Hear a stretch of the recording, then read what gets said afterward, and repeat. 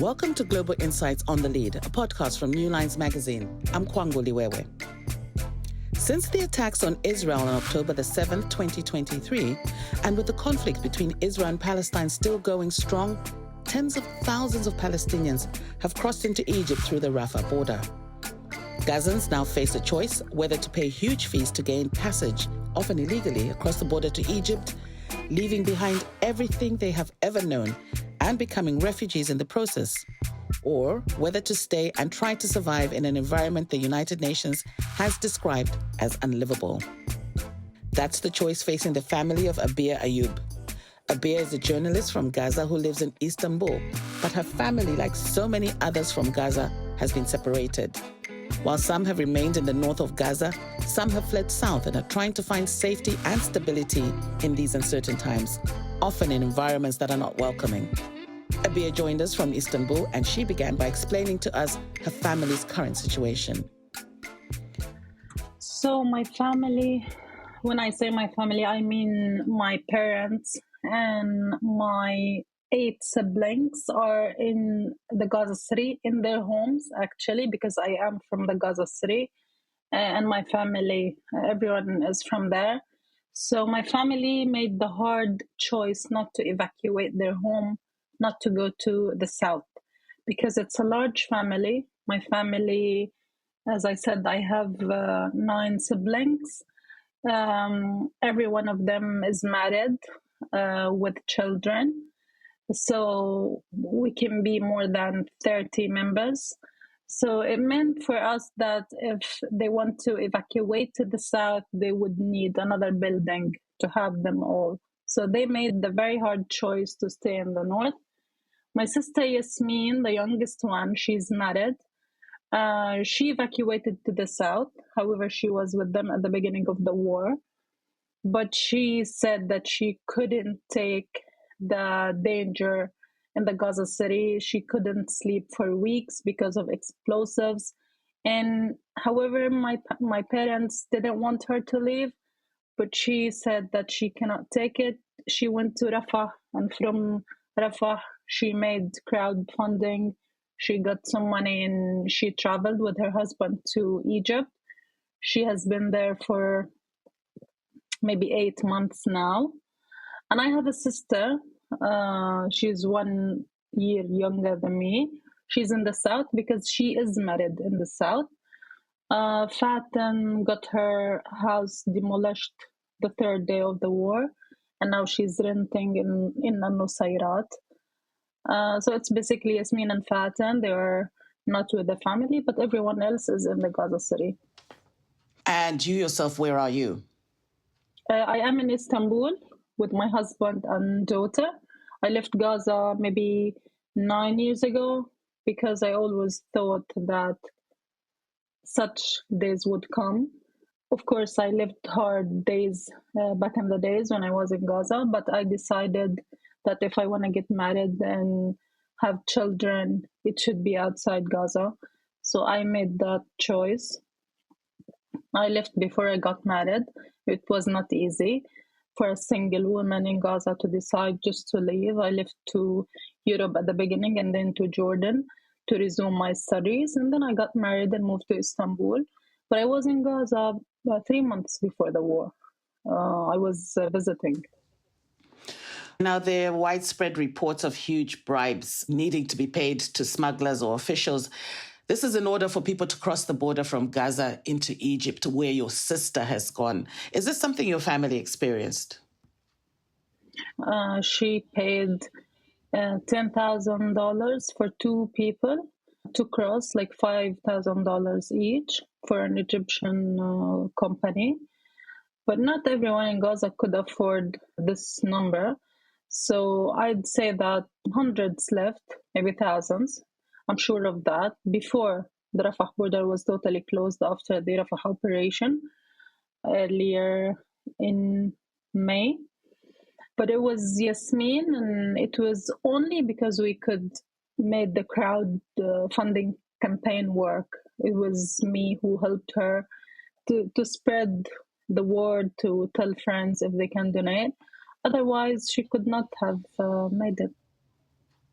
Now, you recently visited Yasmin and her husband in Cairo. Can you tell us about how they're adjusting to life there?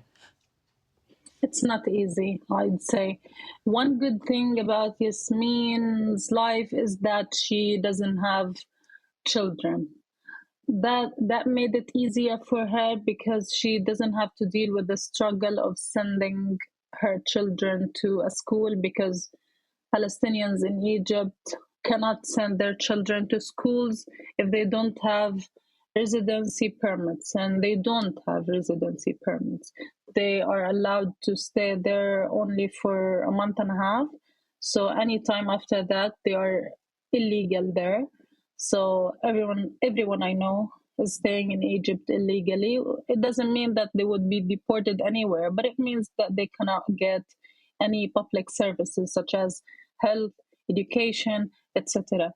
For Yasmin, it was hard because she used to work in Gaza as a psychiatrist with children. And then when she left to Cairo, her work kept paying her salary for a year. And then they decided they cannot do it anymore because she's not working, theoretically. So she lost her income. And then she had to stay away from my family, doing absolutely nothing. Recently, she started to go to universities to take some courses to improve her language because she wants to apply for jobs outside Egypt. So she needs to improve some of her skills. She tried to look for a job in Egypt, but comparing to the salary she used to get in Gaza, it's nothing. So she decided it's not worth it. Also, the social life, she doesn't have a social life except for some of her friends who left from Gaza. So it's a life that's full of struggles. What about the wider community in Cairo? What does a typical day look like for them? Their children are not going to school, they have no access to healthcare. So, what does a typical day look like for a Gazan family? I have been there many times after Yasmin left. Also, my mother in law is in Cairo. She left as well with some of her children because not all of them could afford to leave. I'd tell you that it's either talking about the past or talking about what the next step can be, but it's never talking about their current life because there is no life. Some of the parents use online schooling or homeschooling for their children. There is a service that's made by the Palestinian government in Ramallah. So they can do this, but then they have to do the exams somewhere. I mean, they are trying to find solutions, but it basically, like, they would be thinking of applying for visas to the United States or to Europe or any other country, Dubai, Qatar, anything else, to provide them anything, at least a permit to work, at least, because they are not even allowed to work there. So it's so challenging, and there is no solution or anything in the future that says that they would get permits anytime soon. But I'd say from where I was in Cairo, in malls or residential areas, I can see that people are trying to adjust. I mean, I would be walking in the street in some of the areas, not all of them, in some of the areas where Palestinians from Gaza, they're mostly either in Rihab or Madinati or Madinat Nasr. So I'd be walking and I would hear Palestinian, like Gazan dialect. Children would be playing with each other. Some people would be doing shopping, like friends. So they are trying to, to adjust. But I can tell because my niece also is in Cairo. My niece left with her husband as well. Yara would always talk about either the past or the future somewhere else, but never her life in Egypt. You have mentioned walking in malls, hearing people speaking in the Gazan dialect. Can you describe a moment for you when you first realized the extent of the presence of Gazans in Cairo? What was that like for you? It was really, really shocking. I was staying with Yara, my niece, because her husband was in Oman, because he's trying to find a next destination. So while he was in Oman, I chose to go to Cairo to stay with her. She told me there are a lot of people from Gaza in Medinti, but it was completely different when I went with her to the mall. I wanted to change dollars to Egyptian pounds using an ATM. So um, I wanted to, like, I was trying to do this, and then a man came and asked me with a very Gazan dialect, "Does this ATM change dollars?" So I looked at him and I said, "Oh my God, you are from Gaza." He said, "Yeah, it seems like everyone at this area is from Gaza as well."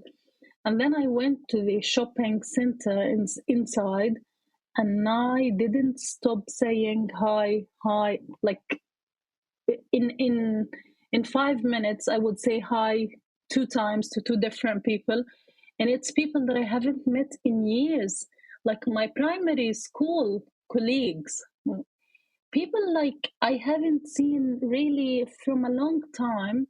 You just see them in Cairo, and you can hear the dialect frequently because it's the center, like as I told you, because most of them live there.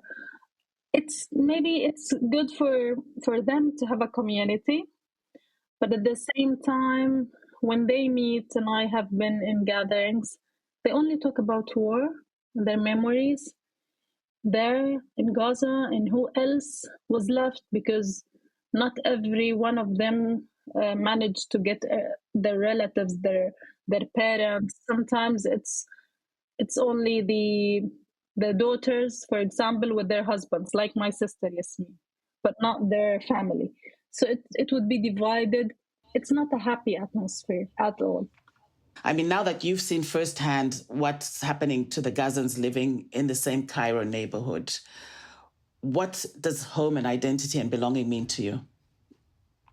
Because the most of the people I met in Cairo told me that they regret leaving and they wish they can go back to Gaza, and that they have panic attacks sometimes when they remember how their life was changed in a second, and suddenly they are stuck in Cairo. The border is closed, they cannot go back.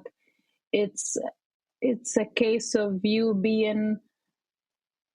are forcibly displaced. You were forced to leave, and now you cannot even go back. I can tell that Gaza is a place, surprisingly, that people always feel attached to, even when they leave. Even for me, myself, I lived in many different places, but I still define myself as someone from Gaza because that was the place where I always wanted to live in, but I couldn't. It was too hard for me to live there. So I'd say that these people are keeping their dialect. They don't use the Egyptian dialect. They talk about their stories. I saw people trying to engage with Egyptians and tell them about what happened in Gaza because not everyone knows. So people think of it as a temporary phase, and yes, they are connected to Gaza. But for you on a personal level, how has that experience been like for you? I mean, you're seeing your community transplanted into Cairo. What's that been like to you? You've talked about hearing the Gazan accent echoing in the streets of Cairo. On a personal level, how has that been for you? It was sad. It was sad that I saw my people for the first time being displaced with big numbers in a different country. It was sad that it had never happened before to people from Gaza to be displaced in this large number to another country. I mean, I lived in Amman 5 years ago, and I know how it is to be displaced as a Palestinian, but it always felt to me like it was from the history. But this happening again, and people having to leave and live in another country, it was heartbreaking for me, because why I'm seeing Gaza outside Gaza. It's because these people had to leave. I was waiting, to be honest, I was always waiting for the war to end because I wanted to go back. But now I gave up. I don't even know when it's gonna end. And I share this feeling with people who left. It's that we are homeless. I don't think we have a place to go back to. I have this feeling. Thanks God that my family house is still standing. But I always say that if it's destroyed, I'd be really, really devastated, because I would be literally homeless. For now, I have a city that's gone. Most of the places where I belong to are gone, but at least I have the building where I was born. But as I told you, seeing Gazans outside Gaza because they wanted to protect their children or to protect themselves from the killings and from the war and from all what happened, it was sad. Yes, and there were also reports about when you're looking for an apartment that there are actually signs saying no Sudanese or Palestinians allowed. Did you come across this? I saw no Sudanese a lot, and I saw no Palestinians. I saw it 2 times, but it was shocking that this started to emerge, because this is not the nature of the Egyptian people.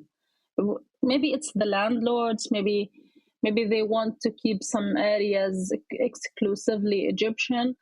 But I came across rentals being really high for foreigners. But this one, I saw it only, as I said, a couple of times, and I'm not sure if we can reflect it to like a racist feeling towards Palestinians there. Okay, and you did mention earlier on about the official rule that Gazans can only stay in Egypt for 45 days. Now, how Yes. does living in such a state, how do you settle down in such an environment? 45 days is not enough. How does this impact on the daily lives of Gazans living in Cairo? It's that you cannot settle. You know that you cannot settle. You know that you cannot send your children to schools here. You are sure that you won't be there for years. So everyone I know is looking for a different place. I would tell you that if children were allowed to go to schools, it would have been different. People would somehow would feel like that they're settling, they're adjusting. But it's all about children. Families are all about children and their schools and their education.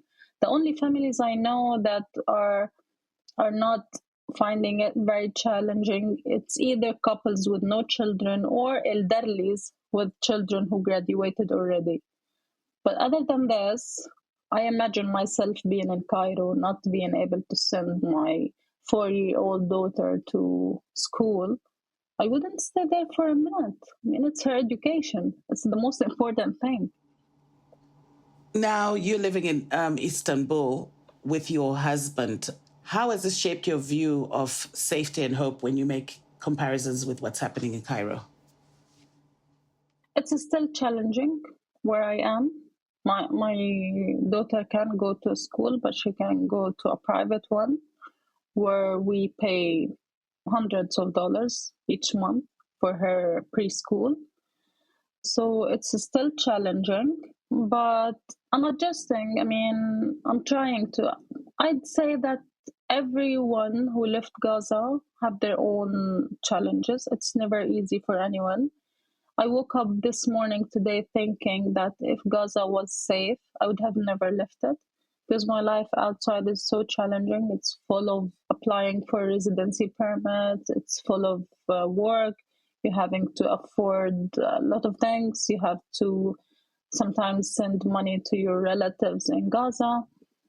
I'd say it's never easy for anyone who left or stayed. Now, there's a lot happening behind the scenes when it comes to how Gaza and its people are viewed on the international stage. Egypt's relationship with Gaza has always been complicated, especially when it comes to the Rafah crossing. Do you think Egypt's approach to Gazan refugees is part of a broader political strategy vis-a-vis Israel and the Palestinian Authority? I mean, Egypt announced that they are against displacement of Palestinians, and I believe that this is applied. You can see that they are against the displacement. This is why maybe they are not given these people. This is how they think. They are not given these people permits to live there, even temporarily. But at the same time, it's not few days war. This is not a few days war. It has been 1 year. Now we're in the second year. These people should live until it's solved. These people should be able to receive basic services such as health and education. And I understand that this happened with almost every country that hosted Palestinians from Gaza. I mean, I saw crazy radical comments from people on Australia or Canada or everyone that why we are receiving these people. But it's because these people have the right to be in a safe place with their children. And until they go back to their homes, if they decide they want to go back to their homes, they should have a decent life, the minimum of decent life. Just picking up on that, now that so much of Gaza's middle class is living in Cairo with so much uncertainty, which you've explained to us, what about the Palestinian leadership, both in Gaza and the West Bank? Are they responding to the needs of the displaced Gazans? I think it's beyond their capacity, according to news and reports that Hamas, as you know, it's struggling with this war. They cannot even respond to the needs of people inside because of the damage of the infrastructure and all of these services. And the West Bank, we have a division between the two parties. And I heard about some support. The Palestinian embassy in Cairo is giving financial support, is giving to Palestinians from Gaza, but this is not enough. This is not enough for these people. And then you've got your sister and her husband in Cairo, you're in Istanbul. When you sit down together, do you ever talk about returning to Gaza, or is it just too difficult to imagine this at this stage? We know it's not going to be anytime soon. And we know that we want to see our parents. My father is in the north and he's sick and he cannot find a hospital to go to because of the collapse of the health sector. And me and Yasmin now need nothing but to see him, and we can't. And we are sure that it's not going to happen anytime soon. I mean, we live with this fact. We live with a fact that the day after the war is something that no one can imagine what it could be. No one can imagine what it's going to be. So we are just waiting. We are just waiting and want to see what's going to happen. And what about communication? How do you communicate with your family that's still in Gaza, especially your mother and father? They have internet connection. My family, they have internet connection, and I make video calls on a daily basis. We make group video call For me, Yasmin, Fatan is in the south, Yara. So every day we have a group video call to talk about things and to talk to our parents. My father is a cancer survivor. That was years ago, before the war. And now there are no hospitals. We cannot do any checks for him, but we believe that the cancer is back. It's so obvious. He has a tumor on the back, and it's getting bigger every day. We cannot scan that. We don't know what's happening. We cannot send him to any hospital because there is no free bed for him in the north. In the north, and the medical or the health situation is much worse. And he just takes painkillers, and this is the only thing we are able to offer for him. This is another type of the suffering that people don't talk about or don't know about. Like, it's not like you are killed or injured. It's that you have or you need medical care, but there is no place for that. And if you don't mind sharing some insight into those conversations, they must be very difficult conversations you're having with your whole family scattered all over the globe. I mean, we discuss the daily news. Yesterday we were discussing the killing of Yahya Sinwar, for example. Sometimes we make jokes about how hard life is. And sometimes we cry because we know that we would be communicating this way for some coming years. I mean, we just try to make it easy on each other. We always try to support each other. But this call is an essential part of my day. Yeah, now as a journalist, you've covered so many difficult and complex stories, including your own personal journey. So how has this experience shaped the way you approach your reporting? Do you actually find it challenging to balance both as an observer and someone directly impacted by what you're covering? I mean, I work on that. I have always worked on that to be a reporter. And at the same time, I have my personal ties, but I always tell myself that this shouldn't affect the way I work. But the only challenge I have is that sometimes I'm really sad or worried, or I don't know anything about my family. Or like now, I know that my father is tired, and at the same time, I have to do my work. This is the only challenge I have. But when it comes to reporting, it's something that I trained myself always to do, to work on my unconscious bias. And I'm glad that I'm getting great stories from Gaza. But it's not easy. It's not easy because sometimes you just want to be depressed for some days. But I can't because it has been a year and I rarely take days off. And finally, would your parents want to leave Gaza? Never. They don't want to leave their home to the south. So they refuse this idea totally. They think that Gaza is where they want to die. Abeer, thank you very much for the interview. Thank you. Thank you for having me. This week's episode was produced by Finbar Anderson and hosted by me, Kwangu Liwewe. For a deeper understanding of global news and current affairs, subscribe to The Lead on your favorite podcast app, where you'll find global insights the last Friday of every month. If you enjoyed this week's episode, please rate us and leave a review. It really helps us to grow our audience. See you soon.